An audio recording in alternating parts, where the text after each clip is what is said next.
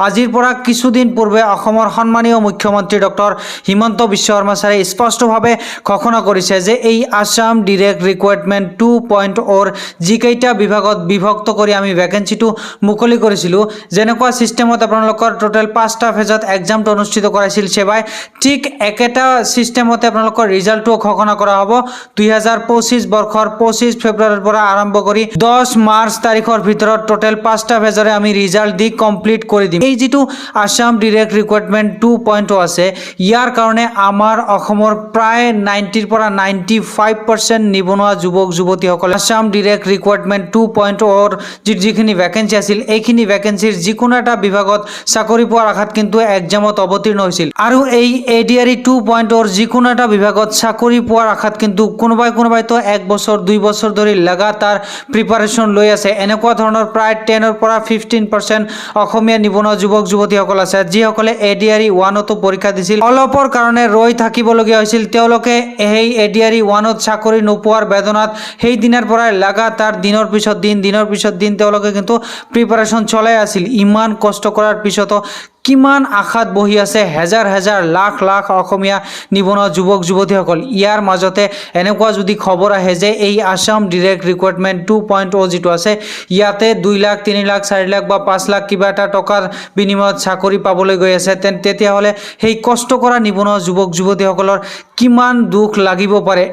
বহুত এনেকুৱা মেধাৱী ছাত্ৰ ছাত্ৰী আছে যিসকলৰ ফেমিলি বেকগ্ৰাউণ্ড আৰ্থিকভাৱে একেবাৰে নিচ্ছল, অৰ্থাৎ কি একেবাৰে খুব দুখীয়া শ্ৰেণীৰ পৰা, কিন্তু সেই ল'ৰাজন বা সেই ছোৱালীজন খুবেই বেছি মেধাৱী, তেওঁ বহুত বেছি ভালকৈ প্ৰিপাৰেশ্যন লৈ তেওঁ চাকৰি পাব বুলি প্ৰায় 90 পৰা 100% কনফাৰ্ম হৈ আছে। ইয়াৰ মাজতে যদি কোনোবাই 4 লাখ কোনোবাই 5 লাখ লৈ ধনৰ লেনদেনৰ কিবা অডিঅ' ভাইৰেল হৈ থাকে, সেই নিউজটো শুনাৰ পিছত আপোনালোকৰ কেনেকুৱা লাগিব এইখিনিলৈকে আপোনালোকে ভাবি লওক। অৰ্থাৎ কি আপোনালোকে নিশ্চয়কৈ ইতিমধ্যে গম পায়ে গৈছে যে এই আসাম ডিৰেক্ট ৰিক্ৰুইটমেণ্ট 2.0 যিকোনো এটা বিভাগত চাকৰি পোৱাৰ কাৰণে কোনোবা দিব্যাংগ মঞ্চ অসম বুলি এটা হেণ্ডিকেপ মানুহৰ স্পেচিয়েলি তেওঁলোকৰ সংগঠন, সেই সংগঠনৰ প্ৰেচিডেণ্ট বা ছেক্ৰেটাৰীয়ে ধনৰ লেনদেনক লৈ এটা অডিঅ' ভাইৰেল হৈ গৈছে। এই অডিঅ'টো কিমান দূৰ সত্য কিমান দূৰ মিছা সেইটো বস্তু মই ক'বলৈ নাযাওঁ। আৰু সেইটো সংগঠনৰ প্ৰেচিডেণ্ট আৰু ছেক্ৰেটাৰী দুজনকে এই পৰ্যন্ত এৰেষ্ট কৰিবলৈ সক্ষম হৈছে অসম আৰক্ষীৰ ফালৰ পৰা। কিন্তু এতিয়া মেইন প্ৰশ্নটো হ'ল কি যে এই যে তেওঁক ধৰাৰ সময়ত মিডিয়াৰ সন্মুখত যে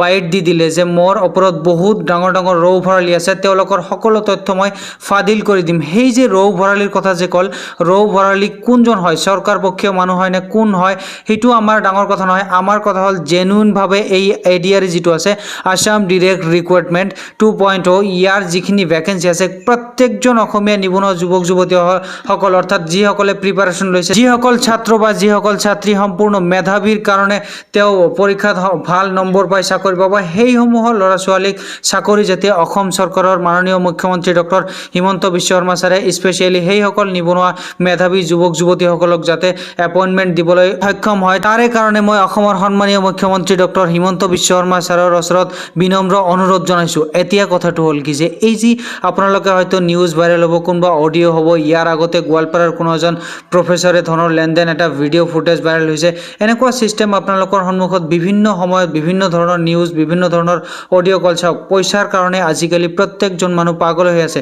ওপৰত লিংক আছে নাছে তাৰ কোনো প্ৰমাণ নাই, এনেই কোনোবাই তলৰ পৰা এনেই পইচা ঘটি থাকিব, এইটো হ'ল সত্য। আপোনালোকৰ ওপৰত যে ৰৌ ভৰালী কৈছে, এনেকুৱাও ছিষ্টেম হ'ব পাৰে যে আপোনালোকৰ ওপৰত তাৰ লগত কোনো কানেকশ্যন নাই, এনেকুৱাওতো হ'ব পাৰে। সেইবোৰ অডিঅ' সেইবোৰ ভিডিঅ' সেইবোৰ কথা বাৰ্তা সেইবোৰ নিউজ শুনি যদি আপোনালোকৰ মনটো ভাঙি যায় যে মই তেতিয়াহ'লে এই স্কিল টেষ্টৰ কাৰণে কিয় প্ৰিপাৰেশ্যন ল'ম, কিয় ইমান কষ্ট কৰিম, সেইটো টোটেলি আপোনালোকৰ ভুল হ'ব। ইয়াৰ প্ৰমাণটো মই নিজেই, কিয়নো ইয়াৰ আগত যিটো এডিআৰই অৰ্থাৎ আসাম ডিৰেক্ট ৰিক্ৰুইটমেণ্ট 1 যিটো আছিল, যাৰ এনেকুৱা ছিষ্টেমতে ভেকেন্সি আছিল, গ্ৰেড 4ৰ ভেকেন্সি আছিল, হায়াৰ ছেকেণ্ডেৰী লেভেলৰ ভেকেন্সি আছিল, গ্ৰেজুৱেশ্যন লেভেলৰ ভেকেন্সি আছিল, সেই তেতিয়া কিন্তু পৰীক্ষাটো অনুষ্ঠিত হৈছিল, তাৰপিছত স্কিল টেষ্ট হৈছিল, তাৰপিছত যোৱা বছৰ 10 মে তাৰিখত কিন্তু নিযুক্তি পত্ৰ বিতৰণ কৰিছিল গুৱাহাটীৰ খানাপাৰাৰ যিটো ভেটেৰিনাৰী গ্ৰাউণ্ড আছে তাতে, আৰু তাৰপিছত 1 জুন তাৰিখত কিন্তু জইনিং হৈছিল যিসকল মানুহে বা যিসকল ল'ৰা ছোৱালীয়ে চাকৰি পাবলৈ সক্ষম হৈছিল। এতিয়া কথাটো হ'ল কি যে আমাৰ গাঁৱৰ প্ৰায় 10ৰ পৰা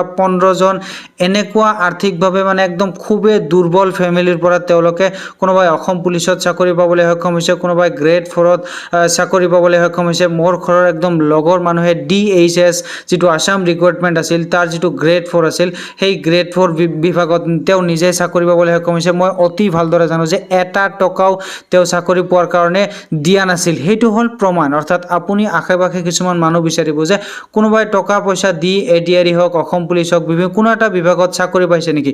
আপাতত এই যিটো আছাম ডিৰেক্ট ৰিক্ৰুইটমেণ্ট আছিল বা অসম পুলিচ, এই 2-3 বছৰৰ ভিতৰত যিখিনি ভেকেঞ্চিৰ কাৰণে তেওঁলোকে সিলেকশ্যন প্ৰক্ৰিয়া এই পৰ্যন্ত কমপ্লিট কৰিছে, কমচে কম সেইখিনি চাকৰিৰ কাৰণে টকা দি হোৱা নাই বুলি মই কমচে কম 90ৰ পৰা 95% কনফাৰ্ম হ'ব পাৰোঁ। কিয়নো লাষ্ট 2 বছৰৰ ভিতৰত অসম চৰকাৰৰ অধীনত আমাৰ গাঁৱৰে প্ৰায় 15ৰ পৰা প্ৰায় 20 জন মানুহে হ'ব অসম পুলিচ আৰু ADRE DHS এই তিনিটা বিভাগত চাকৰি পাবলৈ সক্ষম হৈছে। মই জনামতে এটা মানুহেও 1 পইচা দি ইতিমধ্যে এই পৰ্যন্ত কিন্তু চাকৰি ল'ব পৰা নাই। সেইকাৰণে আপোনালোকে ভ্ৰান্ত ধাৰণাত ভুল নগৈ আপোনালোকৰ যিহেতু ৰিজাল্ট এই মাহৰে অৰ্থাৎ ফেব্ৰুৱাৰী মাহৰ 25 তাৰিখৰ পৰা আৰম্ভ কৰি মাৰ্চ মাহৰ 10 তাৰিখ এই 15 দিনৰ ভিতৰত ADRE 2.0 যিখিনি ভেকেঞ্চি আছে, যিকেইটা বিভাগ আছে, গোটেইকেইটা বিভাগৰ ৰিজাল্ট অসম চৰকাৰৰ ফালৰ পৰা বা সেৱাৰ ফালৰ পৰা কিন্তু দি কমপ্লিট কৰি দিব। তাৰপিছত আপোনালোকৰ ডিপাৰ্টমেণ্ট ৱাইজ হ'ব স্কিল টেষ্ট আৰু গ্ৰেড 4ৰ যিখিনি ভেকেঞ্চি আছে সেইখিনি ভেকেঞ্চিৰ কাৰণে আপোনালোকৰ হৈ যাব